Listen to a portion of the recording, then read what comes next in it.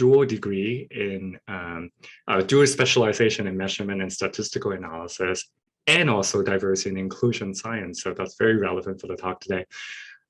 Her research interest is related to multiracial and Asian American adolescents, young adults, and families.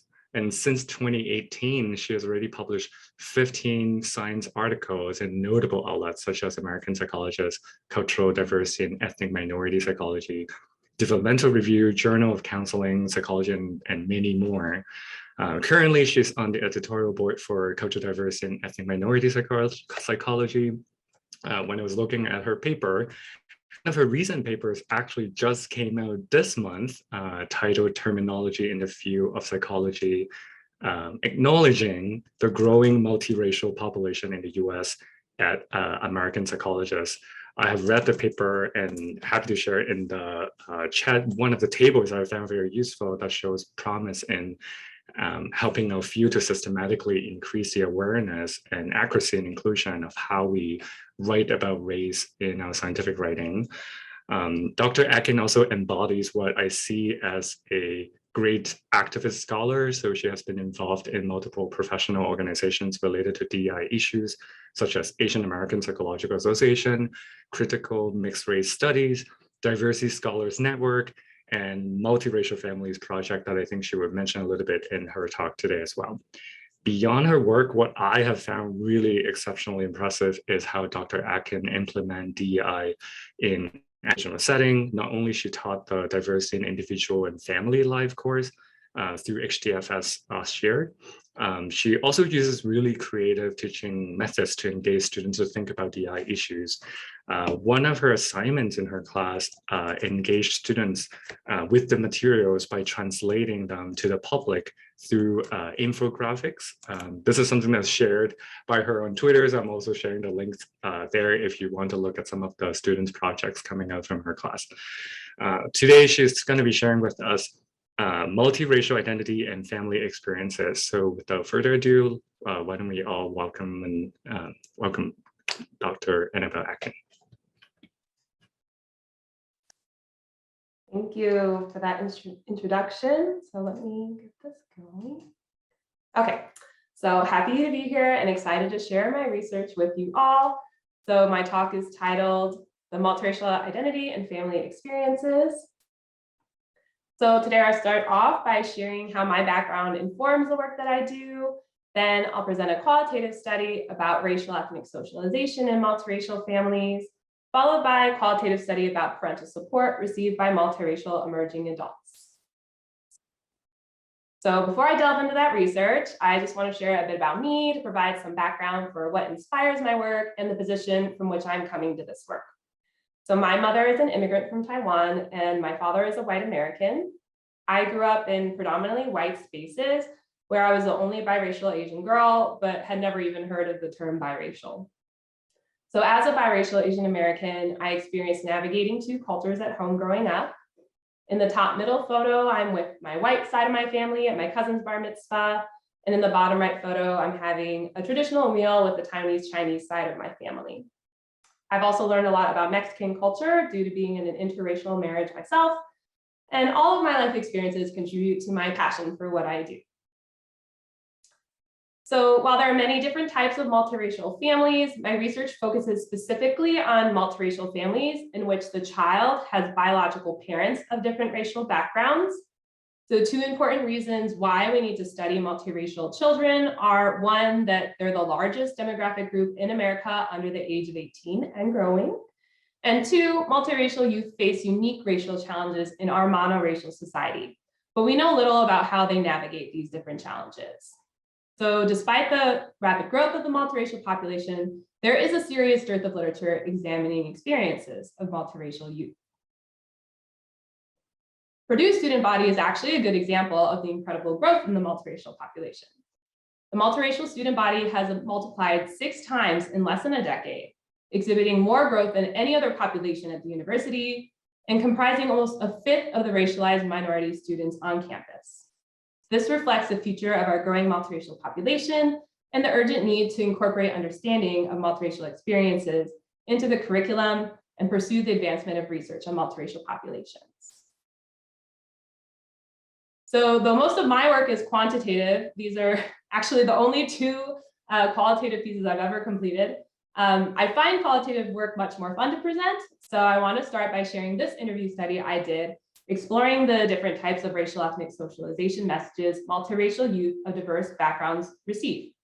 So the study is titled A Qualitative Examination of Familial Racial Ethnic Socialization Experiences Among Multiracial Emerging Adults.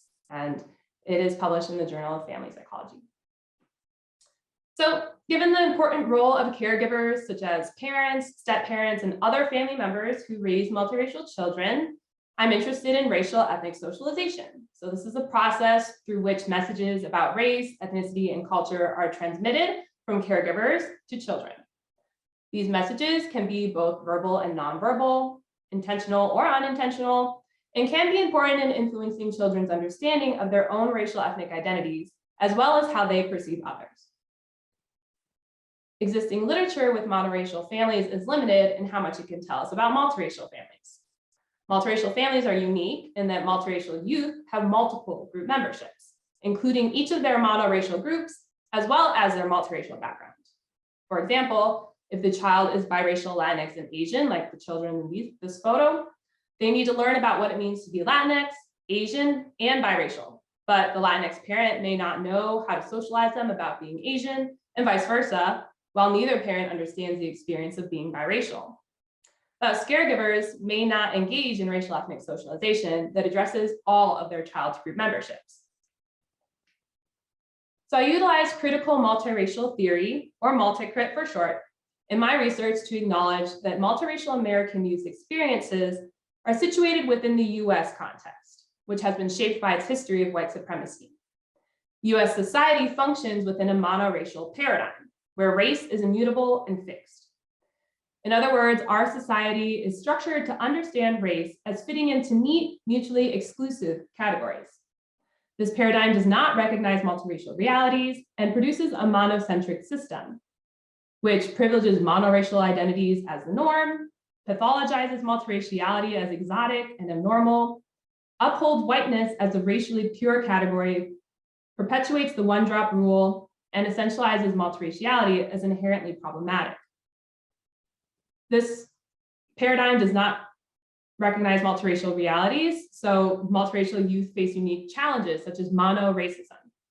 This could manifest as strangers questioning whether multiracial youth are related to their own parents, teachers forcing multiracial youth to check only one race box on a form, or even parents pressuring children to identify monoracially. Of course, this is on top of facing discrimination for monoracial group memberships that they hold. We are all socialized within this monoracial paradigm, such that it requires extra work and effort to challenge these ideas. Multiracial caregivers can help children understand and navigate monocentric US society through racial ethnic socialization, as the home environment could be a place where monocentric norms are challenged. Previous qualitative research has found that monoracial parents either do not talk about race or utilize colorblind messages, which deny the significance of race and emphasize that everyone is the same. Even if parents are talking about race, they tend to be focused on monoracial group experiences and culture. Research shows that multiracial youth experience monoracism or discrimination that targets their multiracial status.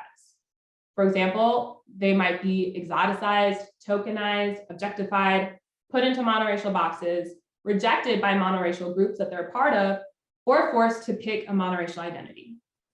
So it can be impossible, it's possible that the socialization that multiracial youth are receiving is not preparing them to embrace their multiraciality or respond to this monoracism.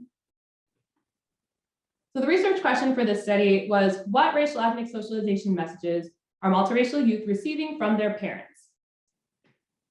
For my study, I used purposive sampling to recruit a sample of 20 multiracial college students with diverse racially mixed backgrounds, 10 of which were males and 10 females. I wanted to include people of diverse multiracial backgrounds to identify what these families had in common instead of focusing on the experiences of just one biracial group. 8 participants were majority minority biracial, meaning they had one white parent and one monoracial minority parent. 6 participants were minority biracial, meaning they had 2 monoracial minority parents. And 6 participants were second generation multiracial, meaning that they had at least one parent who was biracial or multiracial. I spent 1 to 2 hours interviewing each participant about their racial ethnic socialization experiences. I used thematic analysis for the study, and data were also analyzed using a constructionist perspective, which theorizes how the socio-political context and structures of society drive participants' accounts of their experiences. So what did I find? There were 9 themes of racial ethnic socialization messages that emerged from the study, which I'll go through one by one, examples. So one theme from the study was cultural socialization, which involved exposure to the customs and traditions of youth heritage cultures. Participants reported learning about and experiencing many different cultural aspects from their parents, including language, food, clothing, traditional dance, media, and holidays, which helped them feel more connected to their cultures. Pictured are some of the cultural dances that my participants were involved in as children. In particular, food was an important way that the family as a whole celebrated their multiple cultures in the family.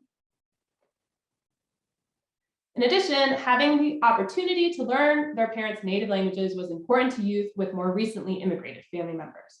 And there were participants who expressed disappointment at not learning their parents' native language, which was often made difficult because both parents did not know the same languages.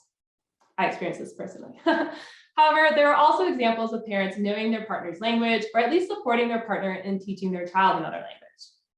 So for example, Diego's Iranian father learned his mother's Mexican language of Spanish and spoke it at home with everyone, while Ryan's white father, despite not knowing Mandarin, was supportive of his Taiwanese wife sending Ryan to Chinese school.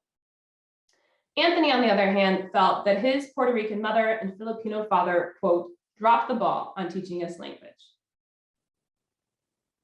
While these types of cultural socialization messages are similar to those seen in monoracial families, one aspect of cultural socialization that was unique to multiracial families was how culture was learned and reinforced by parents' partners. For example, moms would learn from their mother-in-law how to cook dishes specific to their husband's culture, as seen in this excerpt from Mariah, who had a Japanese mother and African-American father. She said of her mother, she's known for her collard greens. It's so funny. She learned everything from his mom and knows how to cook a whole soul food meal. Racial identity socialization was another type that involved messages from parents informing youth what their racial ethnic backgrounds were and their options for identifying themselves, as well as encouraging youth to be proud of their racial ethnic background. Monoracial identity messages emphasize the monoracial aspects of youth's identity. For example, Diego said, I was often told to identify or label myself as Iranian. So Diego was not encouraged to identify with his Mexican side. There were also messages from parents that highlighted their multiple heritages or multiracial identity. Participants reported that their parents taught them that they were members of all of their groups, though the term multiracial was rarely ever mentioned. Excuse me. Biracial was only mentioned by Ryan's parents. Overall, youth with parents engaging in multiracial identity socialization felt their parents wanted them to acknowledge all sides of their heritage. A new finding from this study was that distinct from teaching youth about how to identify themselves generally, parents' racial identity socialization also involved messages about racial categorization, or the racial identities that are available and chosen in a particular context. Specifically, the suggestion that you choose the racial group that would be most advantageous to them when filling out certain forms, acknowledge that youth might identify themselves differently in some instances than they typically would when describing their identity to others. For example, Megan, who has a white mother and Liberian father, was told by her father when preparing for the job market, you have good grades, so they're not going to deny you because they need Black people. So when you fill out those applications, you have to put African American. Megan also said, he told me that he thinks it would hurt me to check the white box. Such messages are unique to multiracial youth, given that they have multiple racial groups to choose from in different contexts. Preparation for bias socialization involved making multiracial youth aware of racial biases that others might have and teaching them how to respond to or cope with experiences of others racially discriminating against them. This socialization often occurred in responses to situations that youth encountered and brought up to their parents, though we'd like it to happen proactively. Youth also learn from their parents' own experiences with discrimination, either from stories or by watching them be discriminated against firsthand. Messages that prepared youth for bias in ways that were applicable to any kind of discrimination were labeled general preparation for bias messages, including coping advice such as be the bigger person or pray for them or God will handle it. Messages that address stereotypes targeting specific monoracial groups were labeled as preparation for bias against monoracial groups. And messages that address the monoracism that youth might experience due to their multiracial heritage were labeled as preparation for monoracism, which has only been discussed in one previous study. So my findings contribute to the field by finding that parents taught children that it's okay to be different, that not everyone, including extended family, are accepting of multiracial people, and that people may not recognize your race by looking at you and try to categorize you in a way differently than how you identify. For example, Malia's biracial mother talked to her about how people might push her into a certain category of race. In the literature, egalitarian socialization has broadly encompassed messages about treating people equally. However, there's different connotations to these messages, which warranted 3 separate themes: colorblind messages, cultural diversity appreciation messages, and race-conscious messages. Colorblind messages suggest that by ignoring racial differences, everyone could be treated equally. In other words, everyone is equal or the same because race doesn't matter.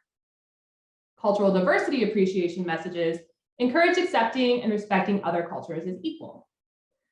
And race-conscious messages teach youth about racial inequality and prejudice broadly in society. Acknowledging racial inequity is a societal issue that requires working to overcome prejudices and stereotypes to see everyone as equal.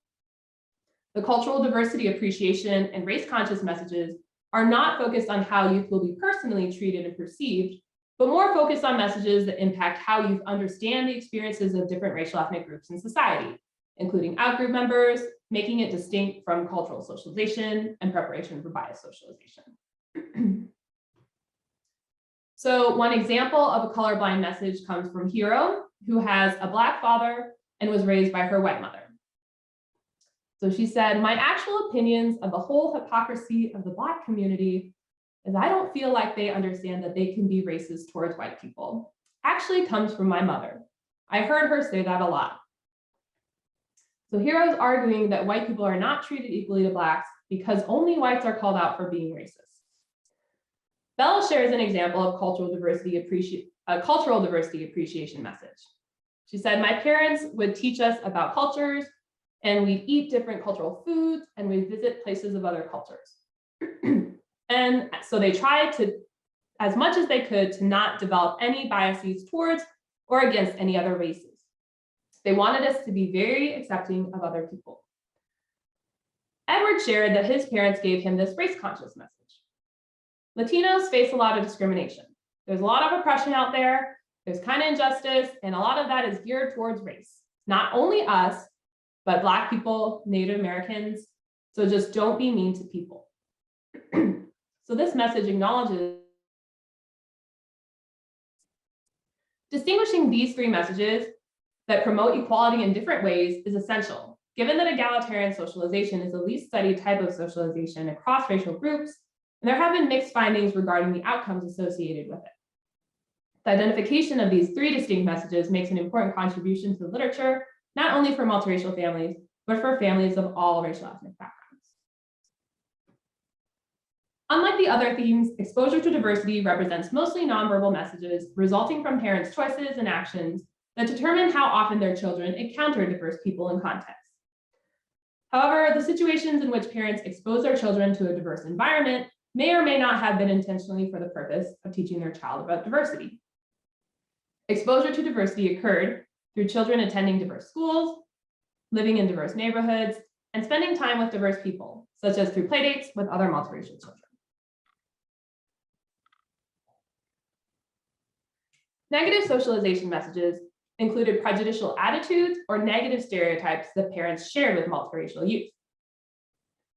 Negative messages about racial outgroups or groups that the youth shared heritage with were labeled as prejudicial socialization.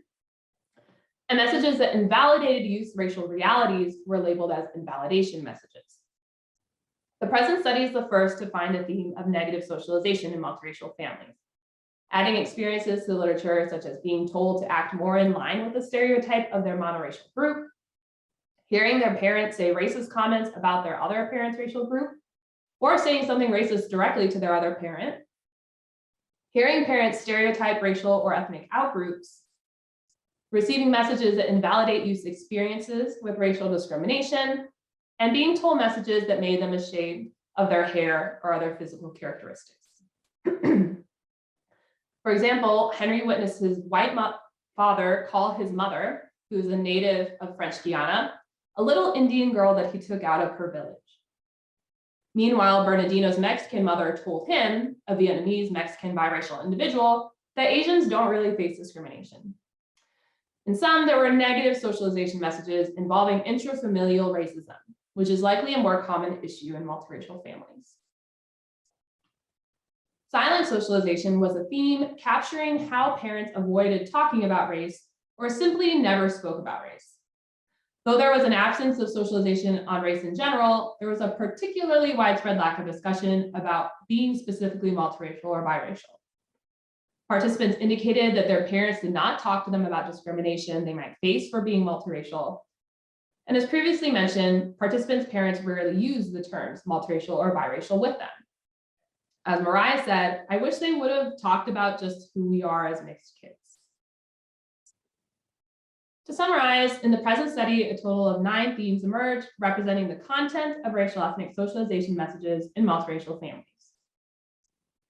To conclude, there are many different types of racial ethnic socialization messages communicated in these families, some of which address the racial experiences and cultural heritage of monoracial ethnic groups, and some of which integrate these multiple heritages or speak to the unique experience of being mixed race. Another important takeaway is that the identification of colorblind, cultural diversity appreciation, and race-conscious socialization make a new contribution to the literature that could have implications for the development of racial attitudes and anti-racist activism among youth. Third, negative socialization is also a very understudied theme in the literature. And this is the first study to capture so many examples of how multiracial youth hear invalidating or discriminatory statements from their own parents about their racial groups. Given that multiracial youth are usually raised in interracial families, studying this unique risk they face is important for future research. Lastly, though not a major theme in the monoracial literature, racial identity socialization emerged as a very nuanced theme in this study due to the complexity of multiracial identity. Overall, interpreting these findings through a multi-crit lens, the results suggest that the monoracial paradigm plays an important role in multiracial youth experiences and the socialization they do or do not receive from their parents. Multiracial youth reported numerous examples of how being multiracial uniquely impacted their life in terms of questions of how to identify, how to deal with monoracism, and so on. Experiences that socialization messages limited by a monoracial paradigm did not address. The monoracial paradigm influenced parents' socialization and that parents often talked about each racial group separately, with less discussion of multiracial identity and experiences. In some cases, parents thinking within a monoracial paradigm even restricted youth to identifying with only one monoracial or monoethnic group, or denied their experiences associated with being members of a monoracial group. However, there were also messages from parents that went beyond the monoracial paradigm and addressed the multiracial realities experienced by youth. It is likely that most parents did not know how to engage in socialization about certain monoracial and multiracial experiences, suggesting a lack of racial socialization competency, or the skills and competence to be prepared to engage in racial ethnic socialization. Not being a member of all of the groups their child is part of may affect their ability to help their child navigate their racial experiences, making racial ethnic socialization a more challenging task for parents of multiracial youth. Continuing to research racial ethnic socialization of multiracial youth will be key in developing resources for parents to help them promote the positive racial development of their children. So the goal of this study was simply to identify the different types of racial ethnic socialization messages multiracial youth are receiving.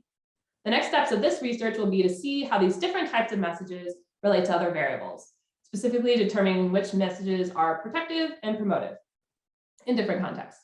So this study examines the shared experiences among individuals with multiracial heritage.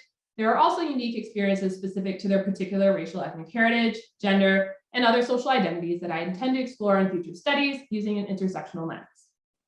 In addition, there are numerous contextual, familial, and individual factors that could play a role in how racial ethnic socialization messages affect multiracial youth. To study the predictors and outcomes related to racial ethnic socialization, I developed the multiracial youth socialization scale based off of the themes identified in the study. However, while conducting these interviews to understand socialization, I was surprised to find youth talking about experiences that seem different from traditional definitions of socialization. So using the same interviews, I coded everything separately for a different set of themes related to parental support, which I'll dive into next.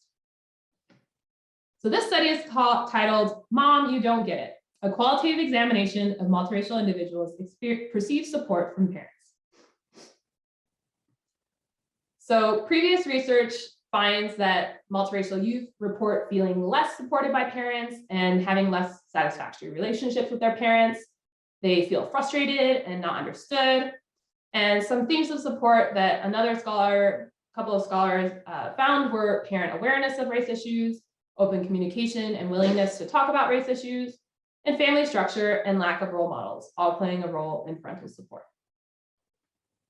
So for this study, my question was, what are the issues that multiracial youth face, and which parenting strategies help them feel supported by their parents? So it was the same sample as I described in the previous study, but for this analysis, myself and another coder coded one interview line by line, and we met to discuss emerging themes, and we repeated this process until after the third interview, we developed a codebook. I used this codebook to guide coding of the interviews, and I constantly adjusted and refined the definitions of categories to reflect the data. So I used a grounded theory for this analysis. So I started with open coding via line by line analysis that were grouped into initial categories, followed by axial coding, which was examining the relationships between categories.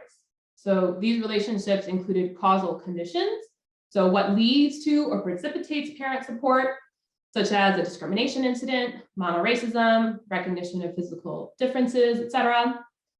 And then there are strategies. So how are parents supporting their children? What do they do? Then there's intervening conditions. So the demographic and contextual factors that impacted those strategies, such as being a single parent or a parent having internalized racism. And then the consequences on multiracial identity development. So how was the support received and what was its impact on identity development, sense of self, and well-being, so different outcomes. So this is a conceptual model that emerged from the analysis showing the parent characteristics, family dynamics, contextual conditions, and parental support strategies that contribute to or mitigate risk in relation to identity and well-being outcomes. So I'll circle back to this after explaining the support themes. So I found 3 different themes of support: connection support, discrimination support, and multiracial identity expression support. So for the first theme of connection support, the issue around which multiracial youth needed support was feeling disconnected from parents, extended family, and peers due to differences in their race, the racial context growing up, culture, and phenotype, especially their hair. So this is complicated by divorce and relationship quality with parents. For example, children were unhappy when they looked less like their primary caregiver. And this perhaps partly due to comments like the one on the poster this girl is holding up. Is she your real mom? And her response is, seriously, you're asking me that? So Mariah, who has a Japanese mother and a Black father, gave a one connection support example. She said, I knew my skin is brown and my mom's skin is Asian, you know, Japanese looking. I would just notice that I don't look like my mom. And I would often wonder, like, do people think I'm adopted? Or do people think that she's not my mom? And when I was younger, it kind of made me feel weird. I never knew how to bring it up to her. Then she said later, we visit Japan almost every summer to visit my grandparents. And she would always make sure the people around her know that she loves us and she's proud of what we came out to look like. But she's never actually brought up, oh, your hair. She'd just be like, what do you need? How can I help you? What products do you need? but she never pointed out our differences because I think to her, she loves us and what we look like. Hero, who has the white mother and Black father, said, I was really little when I was already questioning, are you sure those are really my parents? Because being biracial, I don't particularly look like either of them very strongly. And even still to this day, I still sometimes think I don't look like either one of them. But I'll make certain faces and my mom will go, you look just like your father. And I'll make faces to my father and he'll go, you look just like your mother. And I'm like, I'm glad somebody can see it because I can't. So I said to her, yeah, how does that make you feel when they affirm that, when they make those comments that you look like them? She said, it feels good to truly know that they really are my parents. And I'll note that Mariah and Hero both had divorced parents. So they grew up primarily raised by their mothers. So the parent strategies that were perceived as supported in this theme included pointing out similarities between the parent and the child, saying positive comments about physical characteristics such as hair and different racial features, facial features, validating and praising their child's efforts to learn about their parents' culture, claiming their child as their own when asked questions if they're related, and finding other ways to connect while acknowledging and supporting phenotypical differences. So for example, there are a couple of Black multiracial participants who noted how meaningful it was to them that their white mothers learned how to braid their hair. For the next theme of discrimination support, the issue was that multiracial youth experience racial discrimination, including monoracism, for their monoracial and multiracial group memberships. And this came from family, including their own parents, extended family, and from others, peers, teachers, and strangers. And the multiracial youth did not always label their experiences of racial discrimination as such. So first, there's some background to this quote. So Bella, who has a Japanese mother and Italian father, shared with me that she had a teacher who had her class read the book Hiroshima and discuss why Japanese people deserved to be bombed. And then the teacher specifically asked her if she had any family who were affected by the bombing and how that influenced her family's life. After which she says, I was so appalled, I didn't even know what to say. And another girl got so upset that she started crying and had to leave because she was so upset that the teacher would say something like that to me. And she goes on to explain how her parents reacted to this. So she said, the first time I brought it up, they did not want to handle it. My dad pretended like I didn't say a word. And when I brought it up with my mom, it just made her so mad that she didn't want to talk about it at first. And it took them a little while, I think, to process that it had happened and what we were going to do about it. And then we sat down and we together wrote an email to the principal and explained what happened. And then it was okay. Once we finally handled it, obviously it felt a lot better because it felt like they were on my side and they wanted to help me not be discriminated against. Henry, who has a mother from French Guiana and a white father, had this example. So he said, we went on a field trip in 7th grade and we'd gotten off at the gas station and I was with a group of guys who were all white, but I was the brown person. I was wearing a sweater and I had my hands in my hoodie and the clerk came up to me and he was like, take your hands out of your jacket. What do you have in there? And I was like, I don't have anything. It was weird because he asked me, he probably was like, this little brown kid stealing or whatever. And so I said to him, yeah, did you ever talk about that with your parents? And he said, yeah, I told my parents. My mom, she was like, it's so annoying. She's like, really, there are some people out there that are just not. And then she'd go and tell me stories too. So usually stuff like that, little things I would tell her. And she would definitely empathize. She would listen. She'd tell me, yeah, there are people out there that will be discriminatory. So notice how he shared these things with his mother, who is also a person of color, and not so much his white father, who he later talks about having difficulty talking about racial issues with. So parent strategies that were perceived as supported included standing up for children in front of discriminatory peers, teachers, strangers, or extended family members, being present for conversations about discrimination, even if the other parent has more personal experience with discrimination or did more of the talking, preparing children for racial discrimination, so teaching them about stereotypes, and listening, empathizing, and sharing their own experiences of discrimination. Parent strategies that were perceived as unsupportive included telling children to ignore discrimination, labeling racial discrimination as something else, like bullying, or parents trying to advise them when they themselves were lacking racial awareness.